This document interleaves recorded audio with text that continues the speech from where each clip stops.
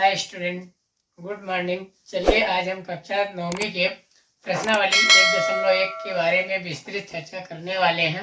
तो पाठ 1 का नाम है संख्या पद्धति। तो संख्या पद्धति में प्रश्नावली 1.1 9वीं का हम मोस्ट इम्पॉर्टेंट क्वेश्चनों के बारे में चर्चा करने वाले हैं। तो चलिए हम देखते हैं प्रश्न पहला। देखते हैं, क्या शून्य एक परिमेय संख्या है? क्या इसे हम P/Q के रूप में लिख सकते हैं, जहाँ पे P और Q क्या होनी चाहिए? पूर्णांक होने चाहिए। तो यहाँ पहला का उत्तर मेरा हो जाएगा हाँ, शून्य एक परिमेय संख्या है, जिसे हम P/Q के रूप में लिखा जा सकता है। जैसे शून्य है, इसके बटे में एक, ये हमारी P/Q के रूप में लिखाया है। और मैंने पिछले वीडियो में बताया भी था शून्य क्या है, एक परिमेय संख्या है। तो इसके बारे में हम देखते हैं। ये हमारा हो जाएगा P और ये हो जाएगा Q।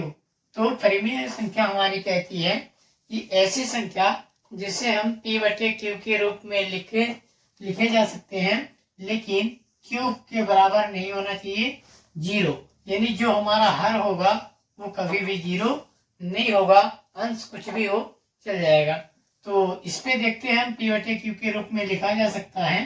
तो यह क्या हो जाएगा, हमारा एक परिमेय संख्या होगा, है ना। तो इसको हल करेंगे तो 0/1, तो इसका उत्तर आएगा 0।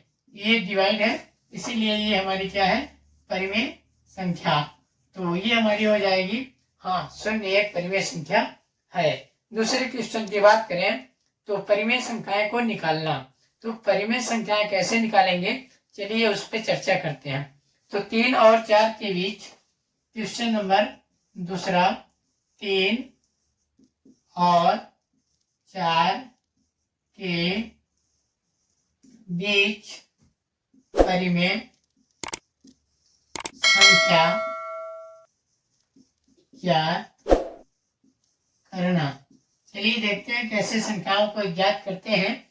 सबसे पहले हमारे पास जितने संख्या पूछे जाएंगे तो उस पर ध्यान दें।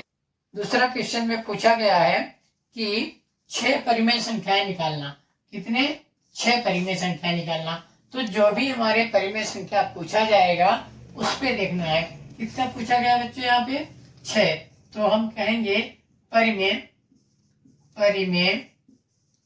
संख्या कितना निकालना है? 6 निकालना है। उस पे एक आप जोड़ेंगे। यदि मान लीजिए यहाँ पे 4 पूछा होता तो 4 + 1 करते। 8 पूछा होता तो 8 + 1 करेंगे। यहाँ पे दूसरे नंबर में बोला है कि 3 और 4 के बीच 6 परिमेय संख्याएं निकालना है, तो हम 6 + 1 किए हैं। समझ आया? नेक्स्ट अगला स्टेप करेंगे। परिमेय संख्या हमारे 6 + 1 हो गया। अब किन किन के बीच? 3 और 4 के बीच। तो 3 और 4 के बीच कुछ परिमेय संख्याएं आएंगी, तो इनको करेंगे परिमेय संख्या, यानी P/Q के रूप में लिखना। तो चलिए हम P/Q के रूप में बनाते हैं। 3 गुणे इसको जोड़ने पर क्या आएगा? 7। तो इसमें 7/7 करेंगे तो कट जाएगा, 1 आ जाएगा, कोई दिक्कत नहीं। यहाँ पे कुछ परिमेय संख्याएं आएंगी, तो 4 गुणे वही संख्या अंश और हर के रूप में। ठीक है, अब ऊपर की गुणा ऊपर से होगी। 3 सत्ते 21, 21/7 और कुछ परिमेय संख्याएं आएंगी, और 7 चौको 28, 28/7। अब क्या होगा? 21 के बाद संख्या गिनो। 21 22/7, 23/7, 24/7, 25/7, 26/7, 27/7, 28/7। तो यहाँ पे 7 चौक 28 यहाँ मैंने किया है, तो 7 चौक 28 भागे में 7। तो चलिए देखते हैं 6 परिमेय संख्या हमें प्राप्त हुआ कि नहीं। तो आइए गिनते हैं। तो ये तो 7 त्रिक 21, 3 प्राप्त हुआ। अब 7 चौको 28, 4 प्राप्त हुआ। इनको छोड़ करके क्या हमारे 6 हैं? गिनिए, 1 2 3 4 5 6।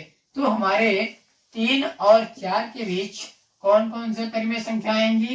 यही 6 के 6 हमारे परिमेय संख्या प्राप्त होंगी। तो इस तरह से उम्मीद करता हूं आपको बहुत अच्छे से समझ में आया होगा। संख्या देखते हैं प्रश्न तीसरा। प्रश्न तीसरा है 3/5 और 4/5 के बीच 5 परिमेय संख्या निकालना। 3/5 और 4/5 के बीच अब कितने संख्या निकालना है? 5 परिमेय संख्या निकालना है। तो चलिए आप मुझे बताइए कि कितने परिमेय संख्या निकालना है? 5। तो लिखेंगे परिमेय संख्या क्या हो जाएगी? 5। अभी मैंने क्या बताया था आपको? +1 करना। +1 कर दीजिए, जोड़ेंगे तो क्या मिलेगा बच्चों? 6। तो अब इसको हम लिखेंगे 3/5। इसके बीच कुछ परिमेय संख्या आएंगी, बचेगा 4/5। अब देखिए अभी आपको इसको किस में लिखना है? अंश बटे हर के रूप में लिखना है। तो चलिए लिख देते हैं 3/5 गुणे 6/6। कुछ परिमेय संख्या आएंगी 4/5 गुणे 6/6। तो इनको गुणा कर लीजिए। ऊपर की अंश का गुणा अंश से, हर का गुणा हर से। यहाँ भी अंश का गुणा अंश से, हर का गुणा हर से। तो 6 त्रिक 18 भागेगा 6 पंचे 30। यहाँ पे आएंगी संख्याएं 6 चौको 24। तो 24 भागे 6 पंचे 30। आप नेक्स्ट काउंट कर लीजिए। 18 के बाद क्या आएगा? 19/30, 20/30, 21/30, 22/30, 23/30।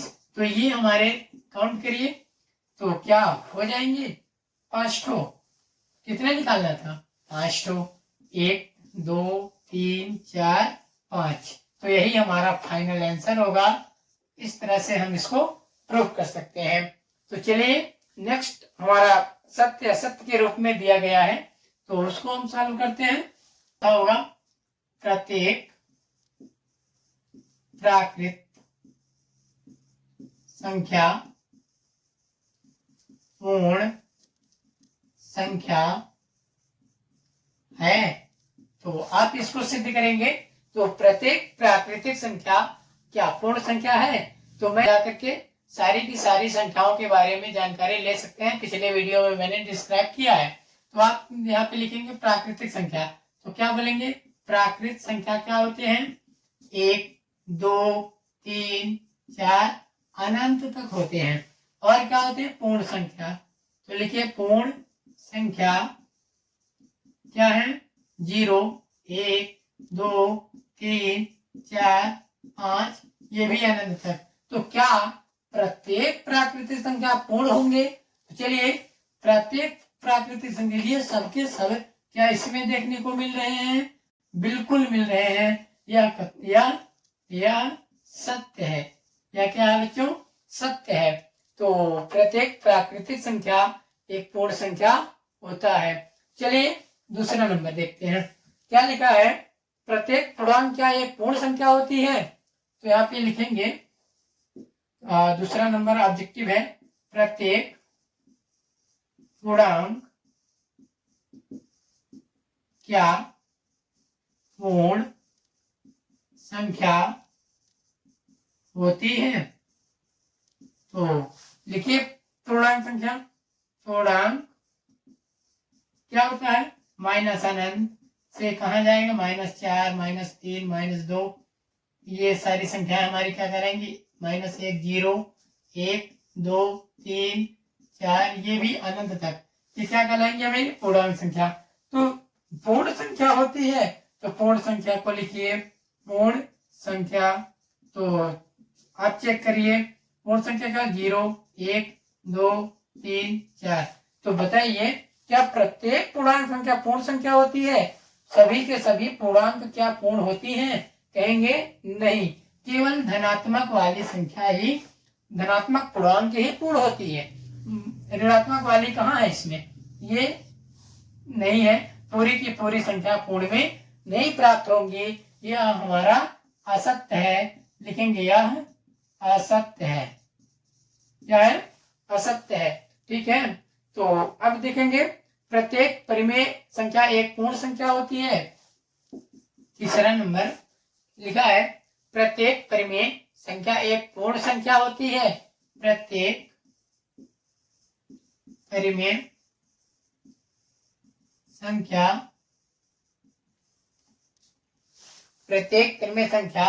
एक पूर्ण संख्या होती है। तो लिखिए परिमेय संख्या, प्रत्येक परिमेय संख्या एक पूर्ण संख्या क्या होती है? 1/2, 1/3, 1/6, कुछ भी 3/5, ये क्या एक पूर्ण संख्या है? तो आप कहेंगे पूर्ण संख्या नहीं है। पूर्ण संख्या क्या होती है?